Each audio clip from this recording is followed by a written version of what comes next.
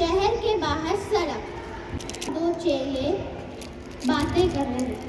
बच्चा नारायण दास, ये नगरी तो दूर से बहुत सुंदर दिखती है। अगर कुछ भिक्षा मिले तो भगवान को भोग लगे, और क्या? गुरुजी महाराज, नगर तो बहुत ही सुंदर दिखाई पड़ता है। अगर भिक्षा भी सुंदर मिले तो आनंद हो। बच्चा गोवर्धन दास, तू पश्चिम की ओर जाएगा, और बच्चा नारायण दास, तू पूर्व की ओर जाएगा। क्यों, भाजी क्या भाव? यहाँ तो सारी चीजें टके से मिलती हैं। क्यों भाई, मिठाई क्या भाव? बड़ा आनंद है, सब टके से। इस नगरी का क्या नाम है?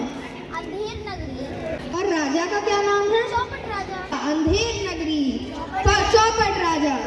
टके सेर भाजी, टके सेर खाजा। तो बाबा जी, कुछ लेना है तो ले लीजिए। बच्चा, भिक्षा मांगकर 7 पैसे लाया हूँ, 3 सैर मिठाई दे दो। बच्चा गोवर्धन दास, क्या लाए हो? बकरी में कुछ है मालूम पड़ता है। बाबा, 7 पैसे भिक्षा में मिली थे, उसी से 3.5 सैर मिठाई मोल में लेनी है। बच्चा, नारायण दास ने तो मुझे बताया था कि यहाँ पे हर चीज टके से मिलती है। मैंने इसकी बात पर विश्वास नहीं किया। बच्चा, ये कौन सी नगरी और इसका राजा कौन है? ये टके से भाजी और टके से खाजा मिलता है। नगरी चौपट राजा, टके सेर भाजी, टके सेर खाजा। गोवर्धन दास, ऐसी नगरी में रहना उचित नहीं है। टके सेर भाजी और टके सेर खाजा मिलता है। अब इस नगर में एक साल नहीं रहूंगा। गुरुजी, मैं तो इस नगरी को छोड़कर नहीं जाऊंगा। और जगह दिन भर मांगो तो भी पेट नहीं भरता। मैं तो यही रहूंगा। एक मेरी बात मान, तू तो बचता है गा। मैं तो जाता हूँ, लेकिन इतना कह जाता हूँ, जब भी तू संकट में पड़े तो मुझे याद करना।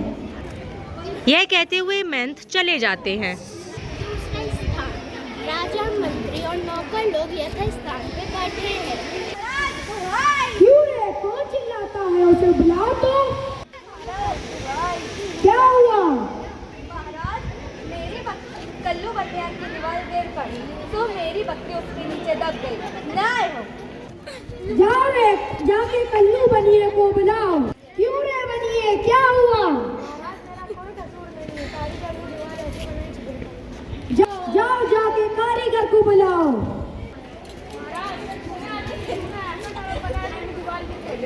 जाओ रे, चूने वाले को बुलाओ।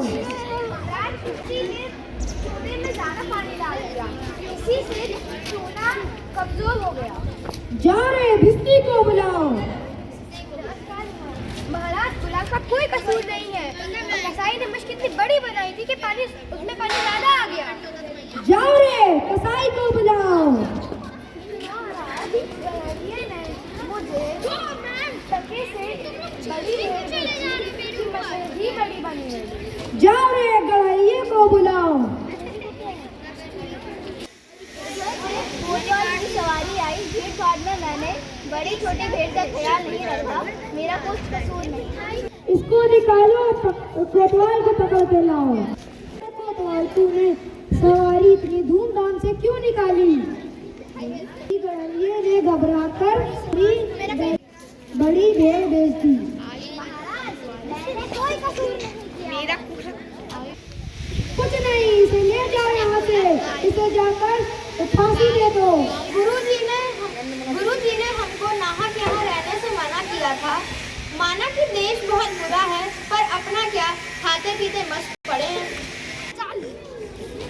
चल, मिठाई खा के बहुत मोटा हो गया है, आज मजा मिलेगा। ये औरत कहाँ से आई? मैंने तुम्हारा क्या बिगाड़ा है जो तुमने मुझे पकड़ रखा है?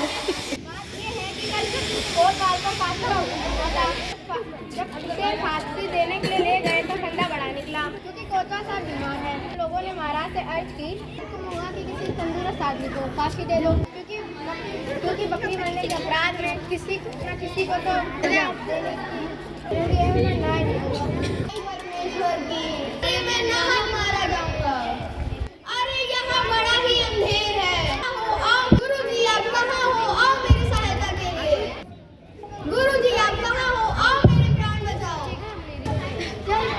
बाप रे, मुझे बेकसूरी फांसी फांसी देते हैं। चुप रहे, राजा का हुक्म भला कोई टाल सकता है? मैंने गुरुजी का कहना ना माना, उसी का ये फल है। गुरुजी आप कहाँ हो?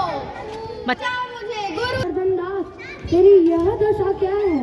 गुरुजी, दीवार के नीचे दबकर एक बकरी मर गई है, इसलिए मुझे फांसी दी जा रही है, मुझे बचाओ। सुनो, मुझे अपने शिष्य को अंतिम उपदेश देने दो। सिपाही थोड़ी देर के लिए छोड़ देते हैं। गुरुजी चेले को कान में कुछ समझाते हैं। तो गुरुजी, हम अभी फांसी चढ़ेंगे। नहीं बच्चा, हम बूढ़े हैं, हमको चढ़ने दो। इस प्रकार दोनों हुज्जत करते हैं। सिपाही हैरान होते हैं। राजा, मंत्री और कोतवाल आते हैं। क्या गोलमाल है? गुरु कहता है मैं फांसी पे चढ़ूंगा, चेला बोलता है मैं फांसी पे चढ़ूंगा। कुछ पता नहीं पड़ता क्या बात है। अभी आप क्यों फांसी चढ़ना चाहते हैं? राजा, इस समय जो मारेगा सीधा सर बजाएगा। अब तो हम फांसी चढ़ेंगे। नहीं, हमको हुक्म है। हम लटकेंगे, हमारे कारण तो दीवार गिरी। चुप रहो सब लोग। जाके जीते जी कौन फांसी चढ़ सकता है? जल्दी जल्दी चलो, मैं फांसी चढ़ूंगा।